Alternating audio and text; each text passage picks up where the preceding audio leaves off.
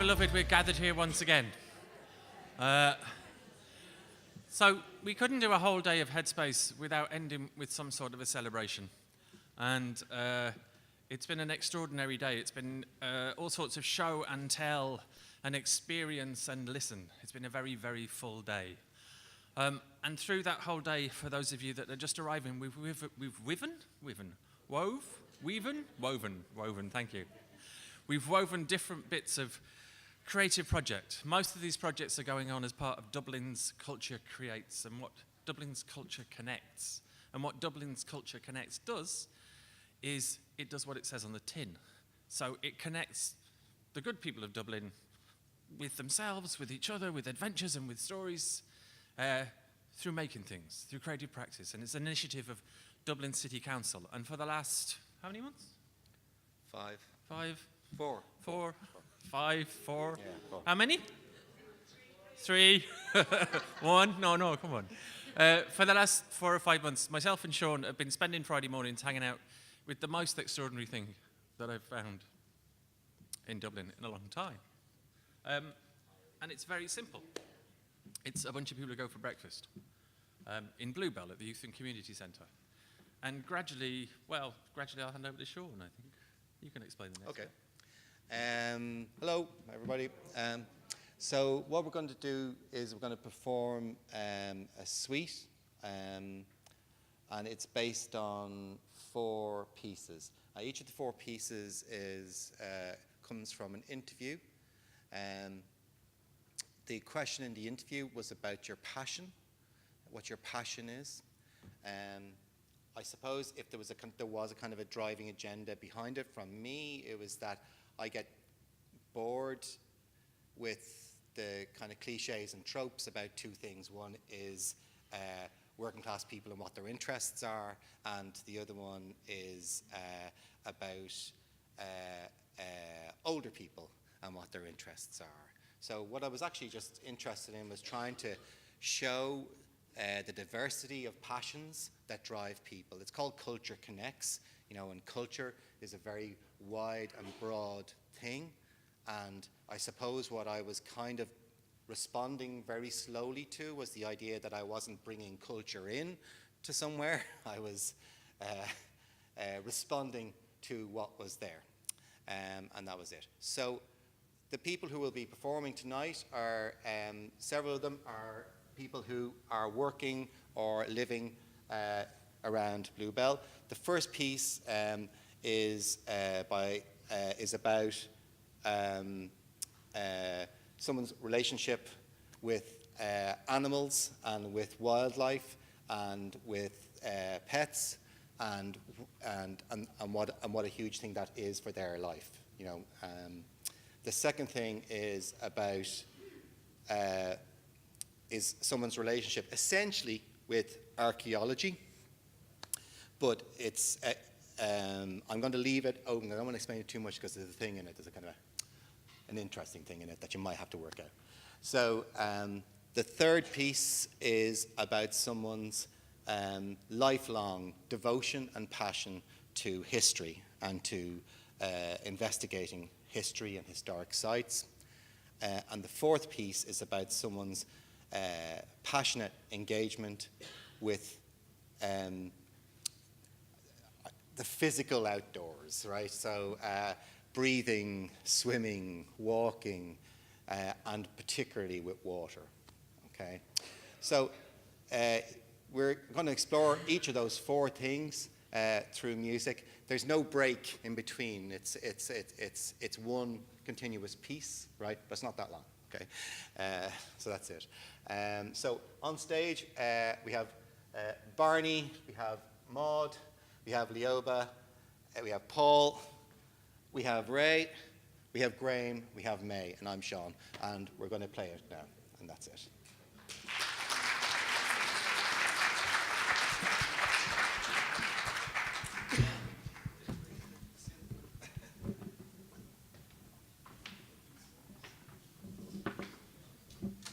There is one other thing that I'd like to say. There's a synth line that starts and ends the piece, and what that comes from is Barney runs a group on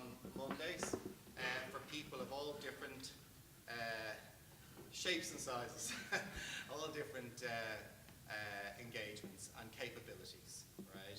And we did a thing one week where I tuned everybody's guitars to D so that everybody could hit it and play in tune, regardless of your capability.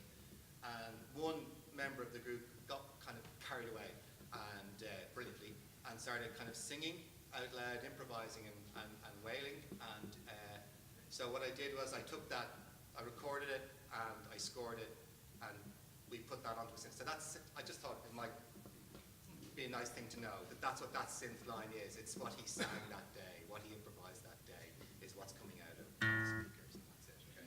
So I'm going to play it right now.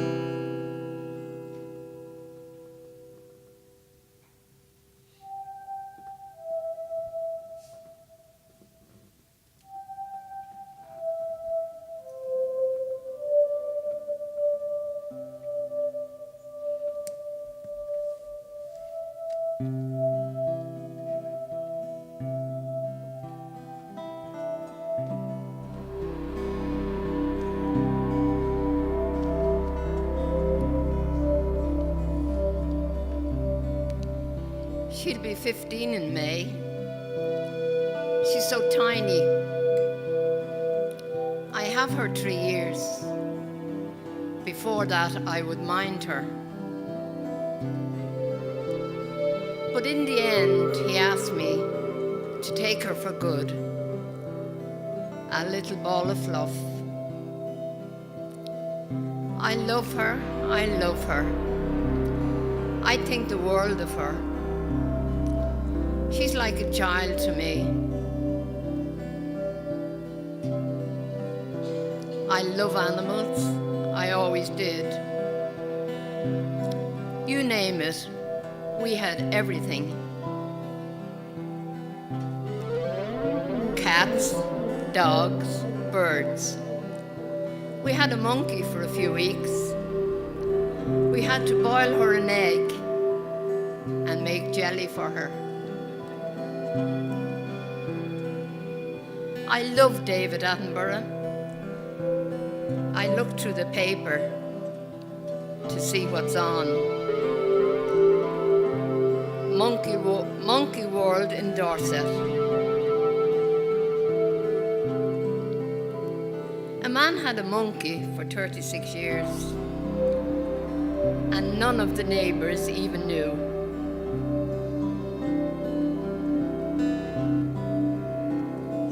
They have all their own ways. They're like little children,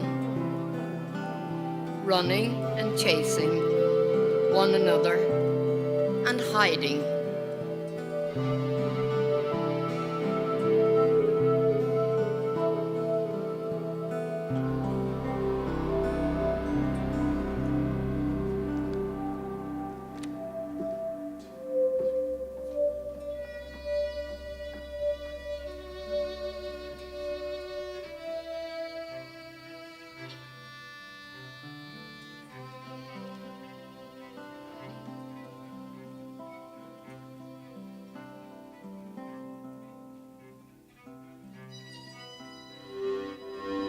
Sometimes the signal jumps. That means that underneath, the first thing, is another object. If you don't look, you'll never know.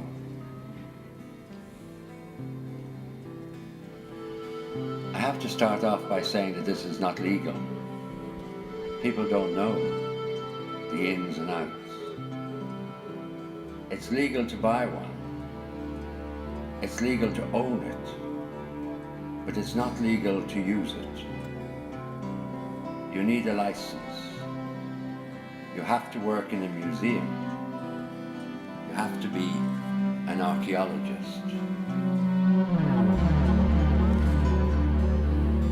It could be talking about the Viking era, the Victorian era.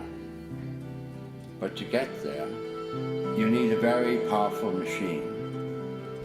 That's 40 centimeters of dirt laid down for every decade. If you want to get to the 14th century, you have to dig down.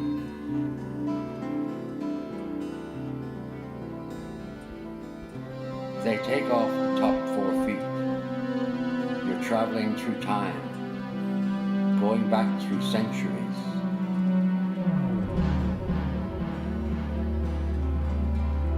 It sinks with the rain, but then they plow a field. They churn up the earth, and stuff comes to the surface. It will stay on the surface till it sinks again.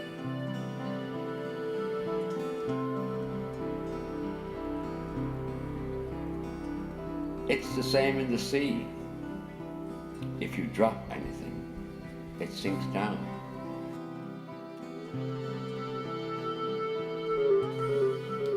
It's the same in the sea. If you drop anything, it sinks down. You could find a piece of a car or a child's toy with no wheels or doors. A lot of guys are drinking on the beach. I clean up the glass. For every coin, you'll find 100 pull rings. You can hear the tones. They tell you what it is.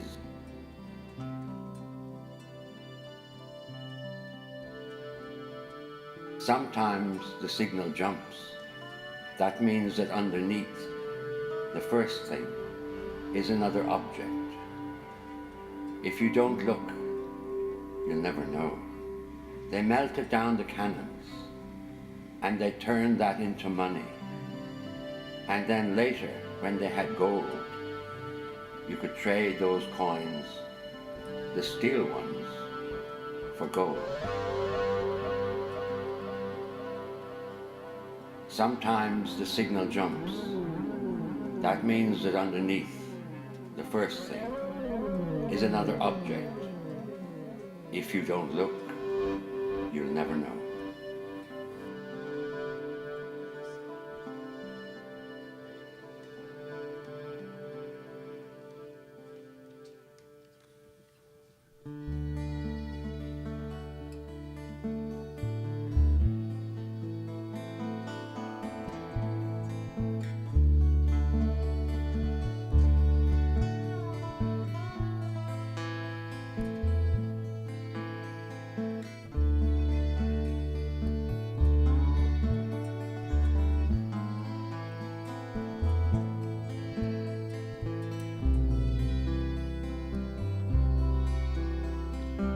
Once it takes you, it won't let you go. This addiction to the true detail. I had a teacher, a master of story. He showed us the way open our mind,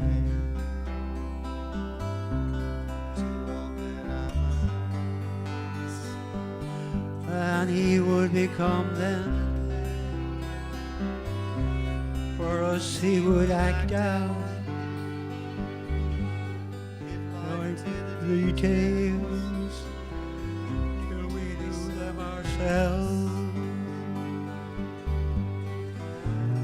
And I was hooked in, and I stayed hooked in.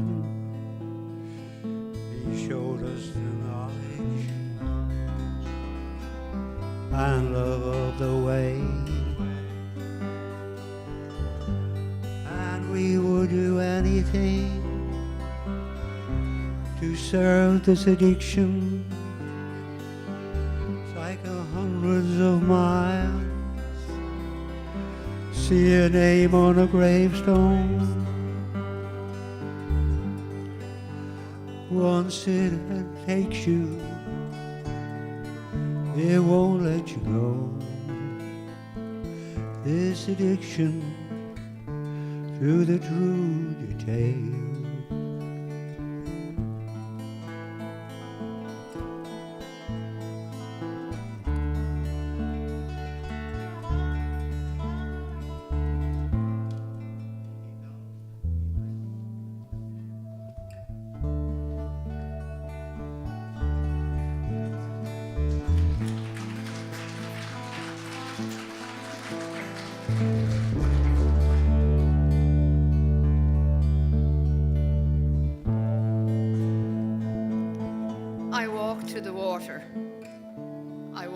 beside the water. I'm gaining every day, and I'm a good listener.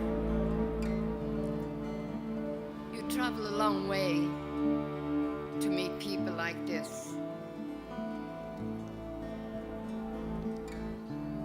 You learn a lot from meeting people. I find great peace in the life outside. I went out on the roads at 5 o'clock in the morning. It was June, and I started walking.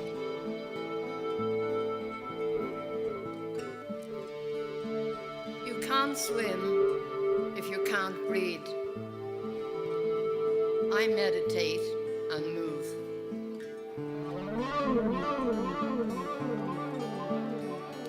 And it's my life. I don't hurt anybody. The peace that I find.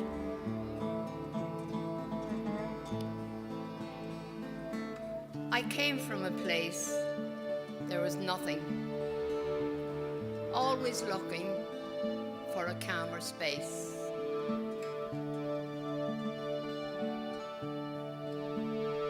I walk to the water. I walk to the water. I find the water. I walk beside the water.